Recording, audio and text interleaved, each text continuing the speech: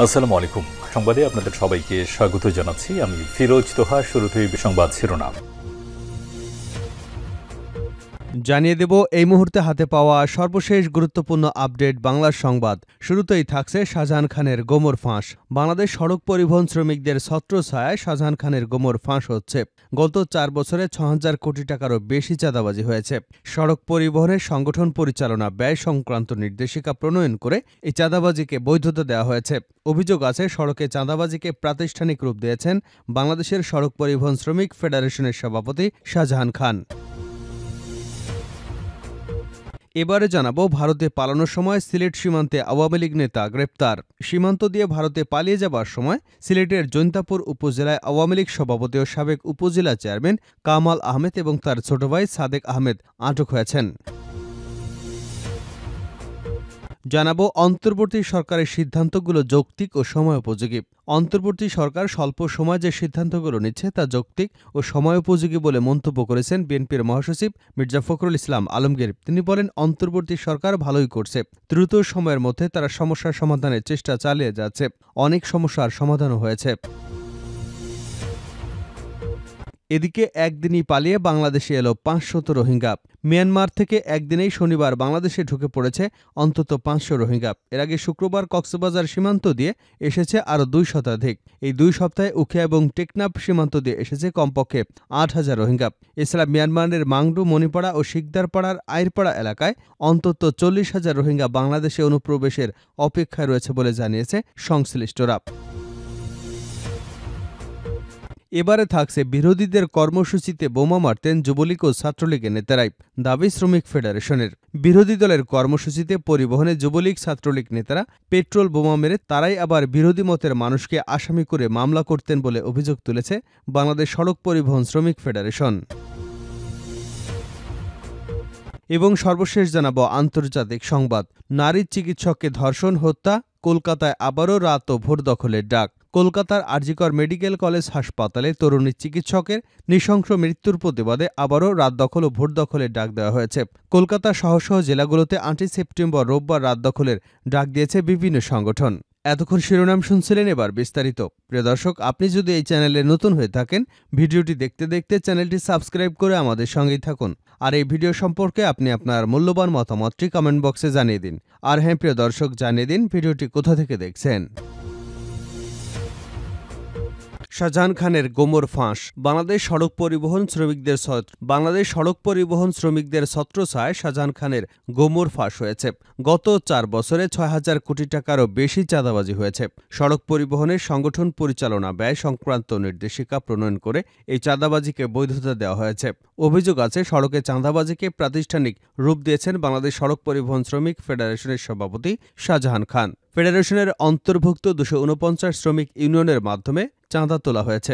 এর একটি বড় অংশ নিয়মিত গেছে শাহজাহান খানের পকেটে। ফেডারেশনের শীর্ষ নেতা হওয়ার সুবাদে পরিবহন মালিক সমিতির অন্য প্রভাবশালী নেতাকে সঙ্গে নিয়ে সড়ক থেকে কোটি কোটি টাকা চাঁদাবাজি করেছেন। তার ছিল মাস্তান বাহিনী। এই বাহিনীর কাছে বছরের পর বছর জিম্মি পরিবহন মালিকরা। বিগত সময় বিএনপি নির্দলীয় তত্ত্বাবধায়ক সরকারের দাবিসহ অন্যান্য দাবিতে বৃহৎ পরিসরে আন্দোলনের ডাক দিলেই বন্ধ হয়ে গেছে সড়কে যান চলাচল। এর নেপথ্যেও ছিলেন শাহজাহান খান। সড়কে নিরাপত্তা নিশ্চিতে কঠোর শাস্তির বিধান রেখে সড়ক পরিবহন আইন প্রণয়নের অন্যতম বাধাও ছিলেন তিনি। এদিকে নির্বাচনী হলফনামায় দেওয়া তথ্য অনুযায়ী ২০০৮ সালে শাহজাহানের বার্ষিক আয় ছিল ৬,৮৫,০০০ টাকা। ২০২৪ সালে হয়েছে ২,২১,০০,০০০ টাকা। এ সময় তার আয় বেড়েছে ৩২ গুণ। পরিবহন শ্রমিক নেতা মোহাম্মদ হানিফ খোকন বলেন, সড়ক পরিবহন আইনে রাস্তা থেকে চাঁদা ওঠানোর কোনো বিধান নেই। এরপরও পরিবহন খাতে বেপরোয়া চাঁদাবাজি নেতৃত্বে ছিলেন শাহজাহান খান। বিভিন্ন টার্মিনাল উপজেলা পর্যায়ে চাঁদা তুলে ৫ ভাগের ১ ভাগ বাংলাদেশ সড়ক পরিবহন শ্রমিক ফেডারেশনে নামে গেছে। এই ফেডারেশনের সবকিছুই চলেছে শাহজাহান খানের ইশারায়। ২০০৯ থেকে ২০২০ সাল পর্যন্ত পরিবহন সেক্টরে ১২,০০০ কোটি টাকা চাঁদাবাজি করেছেন এই শাহজাহান খানের লোকজন। তিনি আরও বলেন, শাহজাহান খানের সহযোগীরা ক্ষমতার অপব্যবহার করে পরিবহনে চাঁদাবাজির স্বর্গরাজ্য গড়ে তুলেছিল। চাঁদাবাজির আয় পরিবার পরিজন আত্মীয় স্বজনের নামে তারা বিপুল পরিমাণ নগদ অর্থ সম্পদ করেছেন। বর্তমান অন্তর্বর্তীকালীন সরকারের প্রধান উপদেষ্টার কাছে আমাদের আবেদন, অনতিবিলম্বে তদন্ত করে এসব অবৈধ সম্পত্তি জব্দ করে রাষ্ট্রীয় কোষাগারে জমা দেওয়া হোক। সূত্রে জানা যায়, আওয়ামী লীগ ২০০৯ সালে ক্ষমতায় আসার পরপরই পরিবহন খাতে অপ্রতিরোধ্য হয়ে ওঠেন শাহজাহান খান। ৫ অগাস্ট আওয়ামী সরকারের পতনের আগ পর্যন্ত পরিবহন খাতে একচ্ছত্র প্রভাব ছিল তার। ২০০৯ সাল থেকে সড়কে বিক্ষিপ্ত আকারে নানা অঙ্কের চাঁদা তোলা হতো। ভারতে পালানোর সময় সিলেট সীমান্তে আওয়ামী লীগ নেতা আটক। সীমান্ত দিয়ে ভারতে পালিয়ে যাবার সময় সিলেটের জৈন্তাপুর উপজেলায় আওয়ামী লীগের সভাপতি ও সাবেক উপজেলা চেয়ারম্যান কামাল আহমেদ এবং তার ছোট ভাই সাদেক আহমেদকে আটক করেছে বিজিবি। শনিবার সন্ধ্যায় জকিগঞ্জ ব্যাটালিয়ন ১৯ বিজিবি এর অধীনস্থ জৈন্তাপুর বিওপির হাবিলদার মোহাম্মদ শরীফুল ইসলামের নেতৃত্বে বিজিবির একটি টহল দল দায়িত্বপূর্ণ সীমান্তবর্তী গোয়াবাড়ি নামক স্থানে নিয়মিত টহল পরিচালনা করছিল। আনুমানিক সন্ধ্যা ৭টার দিকে দুইজন ব্যক্তিকে অবৈধভাবে সীমান্ত অতিক্রম করে ভারতে যাওয়ার সময় বিজিবি টহল দল তাদেরকে চ্যালেঞ্জ করে। বিজিবির উপস্থিতি টের পেয়ে তারা পালিয়ে যাবার চেষ্টা করলে বিজিবির টহল দল ধাওয়া করে তাদেরকে আটক করে। আটককৃতদের একজন জৈন্তাপুর উপজেলা আওয়ামী লীগ সভাপতি ও সাবেক উপজেলা চেয়ারম্যান মোহাম্মদ কামাল আহমেদ এবং অপরজন তার সহযোগী ছোট ভাই সাদেক আহমেদ। উভয় জৈন্তাপুর উপজেলা শ্রীকেল গ্রামের হাজী মনিরুদ্দিনের ছেলে। আটককৃত ব্যক্তিদের দেহ তল্লাশি করে দুটি বাংলাদেশি পাসপোর্ট, ১৪,২০০ ভারতীয় রুপি এবং বাংলাদেশি ৪,০০০ টাকা, ৩টি মোবাইল সেট এবং তাদের জাতীয় পরিচয়পত্র উদ্ধার করা হয়। উদ্ধারকৃত মালামাল সহ তাদেরকে জৈন্তাপুর থানায় হস্তান্তর করার কার্যক্রম প্রক্রিয়াধীন রয়েছে। অন্তর্বর্তী সরকারের সিদ্ধান্তগুলো যৌক্তিক ও সময়োপযোগী মির্জা ফখরুল। অন্তর্বর্তীকালীন সরকার স্বল্প সময়ে যে সিদ্ধান্তগুলো নিচ্ছে তা যৌক্তিক ও সময়োপযোগী বলে মন্তব্য করেছেন বিএনপির মহাসচিব মির্জা ফখরুল ইসলাম আলমগীর। তিনি বলেন, অন্তর্বর্তী সরকার ভালোই করছে। দ্রুত সময়ের মধ্যে তারা সমস্যাগুলো সমাধানের চেষ্টা করছে। অনেক সমস্যার সমাধানও হয়েছে। শনিবার রাত 10:30টায় সস্ত্রীক সিঙ্গাপুরে স্বাস্থ্য পরীক্ষা শেষে দেশে ফিরে হজরত শাহজালাল আন্তর্জাতিক বিমানবন্দরে সাংবাদিকদের তিনি এসব কথা বলেন। ফখরুল ইসলাম বলেন, ছাত্র জনতার বিপ্লবের পর জনগণের সমর্থন ও সহযোগিতা দরকার। বিশেষ করে অর্থনীতিকে সমৃদ্ধ করতে, গার্মেন্টসগুলোকে সচল করতে, আইনশৃঙ্খলার ক্ষেত্রেও সব রাজনৈতিক দল, সংগঠন, ব্যক্তি, দেশপ্রেমিক সবাইকেই ঐক্যবদ্ধ হয়ে কাজ করতে হবে। এখন বড় রকমের ক্রান্তিকাল যাচ্ছে। একসঙ্গে কাজ করতে পারলে বিপ্লবের যে লক্ষ্য তা ধরে রাখতে পারব। রাষ্ট্র মেরামতের সংস্কার ইস্যুতে এক প্রশ্নের জবাবে তিনি বলেন, সংস্কার তো করতেই হবে। আমরা কিভাবে সংস্কার চাই সে কথা তো আমরা আগেই বলেছি। যেমন আমরা কেয়ারটেকার সরকারকে একটা স্থায়ী ব্যবস্থা করার কথা ৩১ দফায় আগেই বলেছি। সংবিধানে আমরা দ্বিকক্ষ বিশিষ্ট পার্লামেন্ট যুক্ত করবার কথা বলেছি। এই বিষয়গুলো আলোচনার মাধ্যমে ঠিক করতে হবে। সুতরাং নির্বাচন কমিশন সহ অন্যান্য প্রতিষ্ঠানে সংস্কারের পক্ষে বিএনপি। ৫ই অগস্টের পর থেকে বিএনপি নেতাকর্মীদের বিরুদ্ধে চাঁদাবাজির অভিযোগ প্রসঙ্গে মির্জা ফখরুল ইসলাম বলেন, আসলে অপপ্রচার হচ্ছে বেশি। সাধারণত এদেশের মিডিয়া খুব ভালো রোল প্লে করে, কিন্তু দুর্ভাগ্যজনক কিছু মিডিয়া, সামাজিক যোগাযোগ মাধ্যমে অপপ্রচার চালানো হয় উদ্দেশ্যমূলকভাবে। আমি মনে করি বিপ্লবের পরে একটু সমস্যা থাকে, এটা কাটিয়ে উঠতে সক্ষম হবে। এ সময় অন্য নেতাদের মধ্যে উপস্থিত ছিলেন বিএনপির কেন্দ্রীয় নেতা ফরহাদ আজাদ সহ আরও অনেকে। একদিনেই পালিয়ে বাংলাদেশে এলো ৫০০ রোহিঙ্গা। মিয়ানমার থেকে একদিনেই শনিবার বাংলাদেশে ঢুকে পড়েছে অন্তত ৫০০ রোহিঙ্গা। এর আগে শুক্রবার কক্সবাজারের সীমান্ত দিয়ে এসেছে আরও ২ শতাধিক। গত ২ সপ্তাহে উখিয়া এবং টেকনাফ সীমান্ত দিয়ে এসেছে কমপক্ষে ৮,০০০ রোহিঙ্গা। এছাড়া মিয়ানমারের মাংডু, মানিপাড়া, শিকদারপাড়া এবং আড়াইপাড়া এলাকায় অন্তত ৪০,০০০ রোহিঙ্গা বাংলাদেশে অনুপ্রবেশের অপেক্ষায় রয়েছে। নাম প্রকাশ না করার শর্তে একাধিক রোহিঙ্গা নেতা বলেন, নতুন করে মিয়ানমার থেকে আসা রোহিঙ্গাদের কাছ থেকে চাঁদাবাজির টাকা নেওয়াকে কেন্দ্র করে গোলাগুলি হয়েছে। পালিয়ে আসা রোহিঙ্গারা জানান, মিয়ানমারের রাখাইন রাজ্যে চলমান সংঘাতের মধ্যে সীমান্তে আইনশৃঙ্খলা রক্ষাকারী বাহিনীর চোখ ফাঁকি দিয়ে তারা বাংলাদেশে ঢুকে উখিয়ার টেকনাফের ক্যাম্পগুলোতে আশ্রয় নিয়েছে। মিয়ানমার থেকে শুক্রবার পালিয়ে ক্যাম্প ১-এ আশ্রয় নিয়েছে মোহাম্মদ জাকের। তিনি বলেন, স্ত্রী সন্তান সহ ৫ জনকে নিয়ে সীমান্তে দুদিন অপেক্ষার পর শুক্রবার কৌশলে পার হয়ে ক্যাম্পে এসেছেন।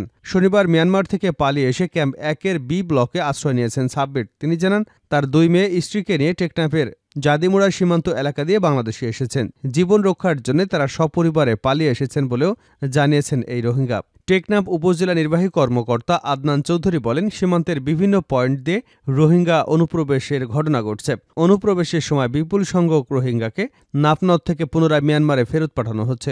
অনুপ্রবেশ ঠেকাতে নাফনত এবং সীমান্তে টহল জোরদার করা হয়েছে। এদিকে উখিয়ার কয়েকটি রোহিঙ্গা ক্যাম্পে হঠাৎ অস্থিরতা দেখা দিয়েছে।